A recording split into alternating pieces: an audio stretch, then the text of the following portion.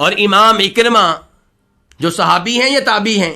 تابعی ہیں، بہت بڑے تابعی ہیں، وہ بھی عبداللہ ابن عباس رضی اللہ تعالیٰ عنہما کے شاگردوں میں سے ہیں. اور آپ جانتے ہیں کہ عبداللہ ابن عباس کا تفسیر میں ایک بڑا مقام ہے، ایک بڑی حیثیت ہے، اور ان کے شاگردوں کا بھی ایک مقام ہے. تو یہ اکرمہ کہتے ہیں کہ اگر وہ انشاءاللہ نہ کہتے تو اب بھی ان کو ہدایت نہیں ملنی تھی، اب بھی ان کو رہنمائی نہیں ملنی تھی، لیکن یہاں پہ انہوں نے انشاءاللہ کہا تو یہ لفظ ان کے کام آ گیا. اور یہاں سے پتہ چلا کہ جو کام ہم مستقبل میں کرنا چاہتے ہیں اور اس کا اظہار کر رہے ہیں کہ ہم یہ کام کریں گے، وہاں پہ کیا کہنا چاہیے؟ انشاءاللہ کہنا چاہیے. یعنی کہ یہ کہنا چاہیے کہ میں تو پورا زور لگاؤں گا، میرا تو ارادہ ہے، میرا تو عزم ہے، لیکن کام تب ہوگا جب آسمان والا چاہے گا، جب اس کی مشیت ہوگی، جب اس کا ارادہ ہوا. ورنہ میں جتنی بھی کوشش کر لوں، اس کا ارادہ نہ ہوا تو کام نہیں ہو سکے گا. تو وَإِنَّا إِن شَاءَ اللَّهُ لَمُهْتَدُونَ، اور ہم اگر اللہ نے چاہا تو ہدایت پانے والے ہیں. یہاں پہ میں اس امر کی وضاحت کر دوں کہ پاک و ہند میں بہت سے لوگ گفتگو کرتے ہوئے کہتے ہیں کہ وہی ہوگا جو اللہ چاہے گا اور اللہ کے نبی چاہیں گے. تو مشیت میں اللہ کے ساتھ کس کو شریک کر دیتے ہیں؟ اللہ کے نبی کو صلی اللہ علیہ وسلم. جبکہ نبی علیہ الصلوۃ والسلام تشریف فرما تھے، اور جو حدیث بیان کرنے لگا ہوں اسے امام نسائی نے بھی روایت کیا اور امام احمد نے بھی. تو ایک آدمی نے کسی بات پہ آپ سے کہا کہ وہ ہوگا جو اللہ چاہے گا اور جو آپ چاہیں گے. مخاطب کون ہے؟ اللہ کے نبی صلی اللہ علیہ وسلم.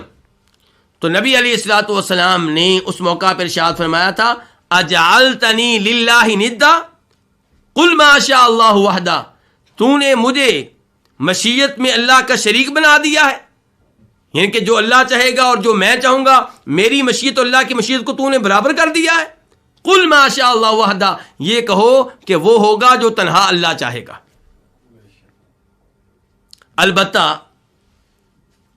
وہ لوگ جو موجود ہیں، زندہ ہیں، فوت نہیں ہوئے، ہم کسی معاملے کو ان کی مشیت کے ساتھ معلق کر سکتے ہیں، لیکن وہاں پہ بھی ان کی مشیت کو اللہ کی مشیت کے برابر نہیں کیا جائے گا. مثال کے طور پہ میں یوں کہوں گا کہ میں یہ کام کروں گا اگر اللہ نے چاہا اور اس کے بعد میرے والد صاحب نے چاہا.